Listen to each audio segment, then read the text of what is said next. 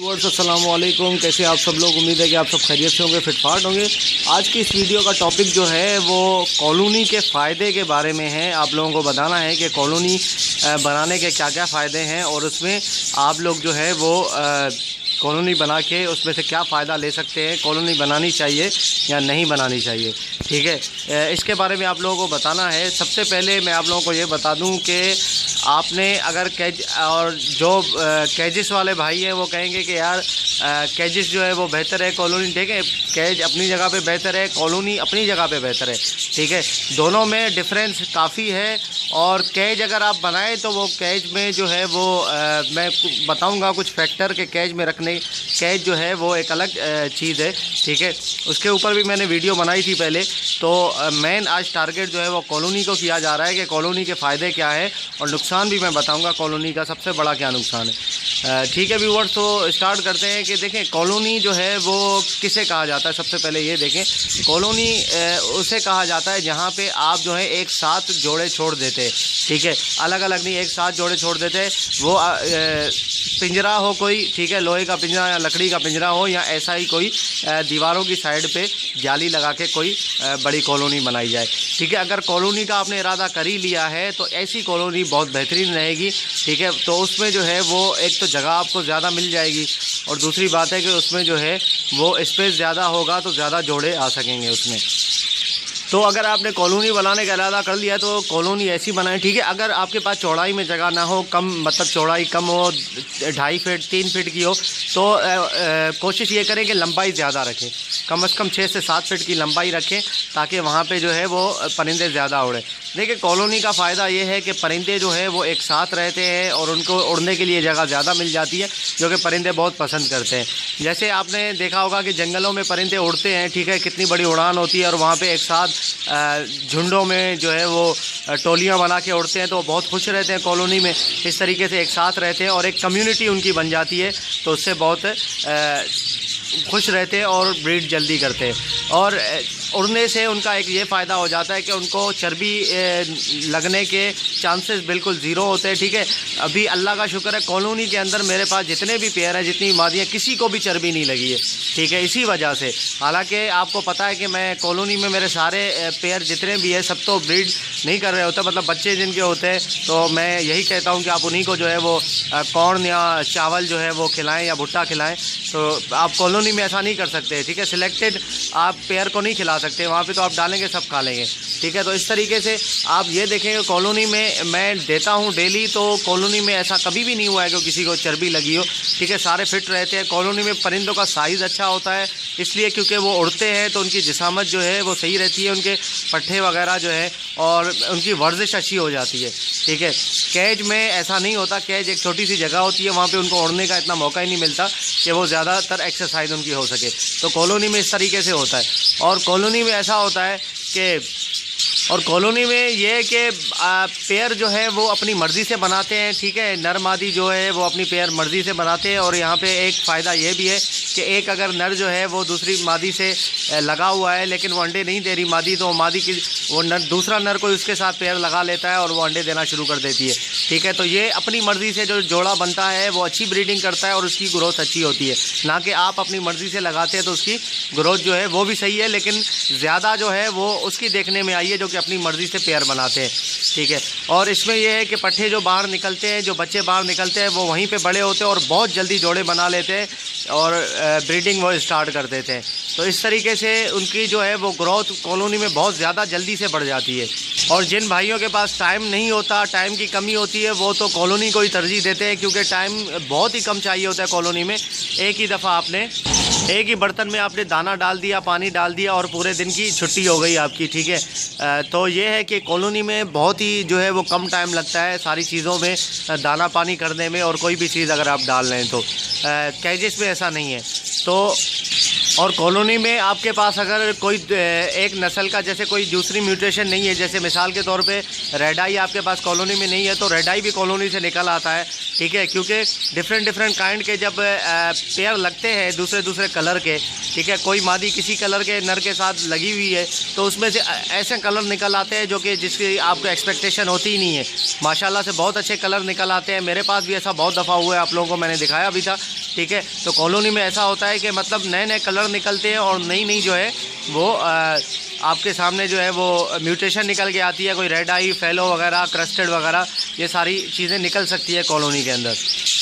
और कॉलोनी में ऐसा होता है कि अगर आपने जो है वो मतलब जैसे सर्दियां हैं, अभी सर्दियों में अगर आपने सर्दी से बचाना है परिंदों को, तो कॉलोनी में आप 2-3 बल्ब एक साथ लगा देंगे तो सारे सब कवर हो जाएंगे और एक ही दफ़ा आपने कवर कर देना है पूरा, तो पूरी कॉलोनी के अंदर जितने भी बर्ड्स हैं सारे कवर हो जाएंगे। केजेस में ऐसा नहीं है, केजेस में आपको एक पोर्शन में अलग अलग बल्ब लगाना पड़ता है। अगर बहुत ज़्यादा सर्दी है तो उसमें जो है बहुत ज़्यादा खर्चे वाली बात है और बहुत ज़्यादा जो है वो टाइम भी स्पेंड होता है, ठीक है। तो इस तरीके से आप ये कॉलोनी आप देख रहे हैं कि इस तरीके से आपने कॉलोनी बना, ये फ़ायदे हैं कॉलोनी के, ठीक है, जो मैंने आप लोगों को बताए हैं। ये बहुत बिल्कुल जो है वो बेसिक चीज़ें मैंने आप लोगों को बताई है जो कि बहुत ज़्यादा मतलब इफ़ेक्टिव है और बहुत फ़ायदेमंद साबित होती हैं। और बाकी अभी तरीक़ाकार मैं आपको बता रहा हूँ कि कॉलोनी का क्या तरीक़ाकार होना चाहिए, किस तरीके से आपने उसमें पेयर छोड़ने। देखिए, सबसे पहले तो कॉलोनी जो है वो एक अच्छी अगर बनाई जाए, बड़ी कॉलोनी जिसमें ज़्यादा से ज़्यादा परिंदे उड़ सके तो बेहतर है, ठीक है। और दूसरी बात यह है कि कॉलोनी में उतने नर छोड़ने हैं जितनी मादियाँ हों, ठीक है। एक साथ आपने जो है वो अगर जितने नर हैं उतनी मादियाँ आप छोड़ देंगे तो वो अपने सिलेक्ट करेंगे पेयर, अपने खुद ही नर मादी जो है वो पेयर बना लेंगे। जो खुद पेयर बनाएंगे वो बिल्कुल सही होगा, ठीक है। अगर नर ज़्यादा होंगे तो जब मैटिंग हो रही होगी तो सारे जमा हो जाएंगे नर और एक दूसरे को जो है वो मार रहे होंगे और मादी को परेशान करेंगे। तो अगर मादियाँ ज़्यादा होंगी तो ये है कि दूसरी मादियों के हांडियों में घुस जाएंगी और वहाँ पे जाके अंडे तोड़ देंगी। तो ये तरीक़ाकार है, नर और मादी जो है वो आपने उतने ही रखने हैं, ठीक है, उस हिसाब से कि जितने नर हैं उतनी मादियाँ होनी चाहिए। और कॉलोनी के हिसाब से आपने पेयर रखने हैं, उसमें ना ज़्यादा ना कम, ठीक है। कम रखेंगे तो आपका जाहिर सी बात है नुकसान है, क्योंकि इतनी बड़ी आपने कॉलोनी बना ली, उतने आपने पेयर नहीं रखे तो आपका नुकसान हो जाएगा। इस पर ज़्यादा रखेंगे तो फिर भी आपका नुकसान है, फिर जो है वो आपस में लड़ते रहेंगे। कॉलोनी में हांडियाँ लगाने का जो है वो तरीक़ाकार, या अगर आप बॉक्स लगाना चाह रहे हैं तो बॉक्स लगाने का तरीक़ाकार जो है कुछ ऐसा जैसे मैंने किया हुआ है, ठीक है। एक ही तरफ आप बॉक्स ना लगा दें, मैंने काफ़ी लोगों को देखा है जो कि एक ही तरफ बॉक्स लगा देते हैं। जैसे जाली है आपके सामने ये वाली, इसकी तरफ सारे बॉक्स लगा दिए, पीछे और दोनों साइडों पे जो है वो खाली है, तो एक ही तरफ सारी मादियाँ जाएंगी और एक ही तरफ जो है वो जाके जो है वो हांडियों को पकड़ेंगी, तो उसमें झगड़े होंगे उनके। चारों तरफ जो है वो आपने बिल्कुल लगाना है, हांडियाँ लगा दें ताकि चारों तरफ मादियाँ और डाइवर्ट हो जाए और उसके बाद जो है वो चारों तरफ वो हांडियाँ पकड़े, एक जगह पे जमा ना हो। अच्छा, हांडियों का साइज़ जो है वो सारा एक जैसा होना चाहिए, कोई हांडी छोटी या कोई बड़ी नहीं होनी चाहिए। अगर वो बड़ी या छोटी हांडी होगी तो फिर बड़ी हांडी में जो है वो ज़्यादा उनकी मुतवज्जा होगी। एक मादी अगर बड़ी हांडी में घुसेगी तो दूसरी भी उसमें घुसने की कोशिश करेगी। तो एक जैसा साइज़ हो ताकि वो उनको चूज़ करने में आसानी हो। हांडी में आप कॉलोनी के अंदर जो है वो अगर ये सारी चीज़ें कर लें, उसके बाद आपने खाने पीने का बर्तन ऐसा रखना है, ठीक है। खाने का दाने का जो बर्तन है वो बड़ा होना चाहिए, गहरा होना चाहिए, उससे कोई फ़र्क नहीं पड़ता, ठीक है, वो बिल्कुल सही है।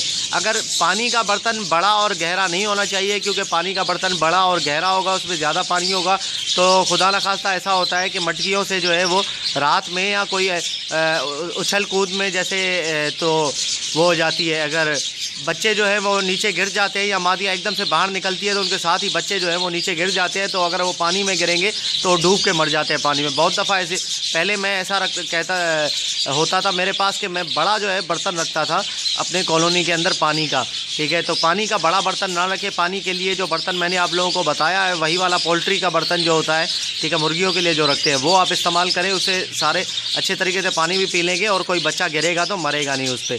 तो ये इन तरीके को आप मद्देनज़र रख के जो है अच्छी कॉलोनी बना सकते हैं और अच्छी ब्रीड ले सकते हैं उनसे।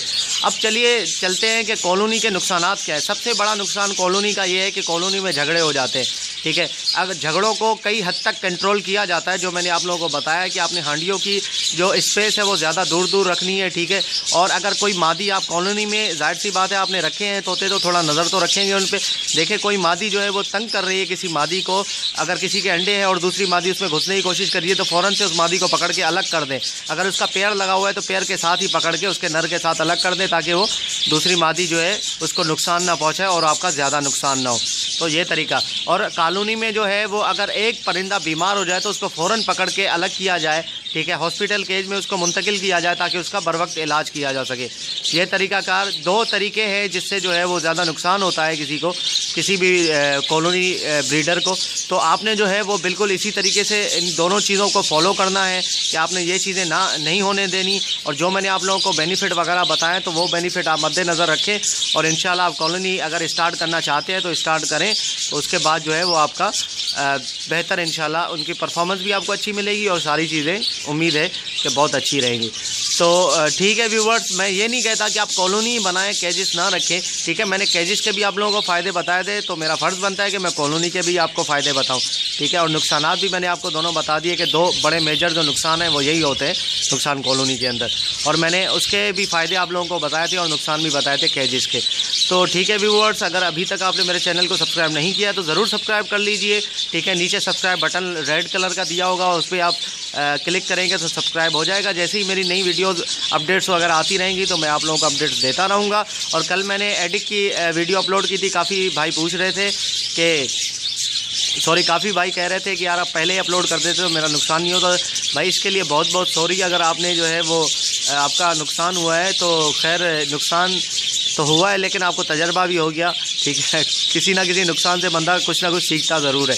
तो इंशाल्लाह जो है वो मैं जो मेडिसिन यूज़ करवा रहा हूँ, विटामिन्स वगैरह, वो मैं जल्दी आप लोगों को बताने वाला हूँ, ठीक है। इकट्ठी बताऊँगा, 2-3 मेडिसिन, एंटीबायोटिक भी बताऊँगा। अभी तक मैं आप लोगों को जो है वो बेसिक मेडिसिन पे चला रहा था, पैनाडोल, फ्लैजेल वगैरह। अभी मैंने काफ़ी एक्सपर्ट्स वगैरह जो हैं उनसे मालूमात करके और ख़ुद भी अपने तजर्बे से खुद अपने बर्ड्स पे अप्लाई करके कुछ मेडिसिन जो है वो सिलेक्ट की है, जो कि मैं इंशाल्लाह आप लोगों को बताने वाला हूँ। और अगर आपको मंगवाना हो तो आप मंगवा भी सकते हैं। तो ठीक है व्यूअर्स, मिलते हैं नेक्स्ट वीडियो में। दुआ में याद रखिएगा। फ़ी अमानिल्लाह।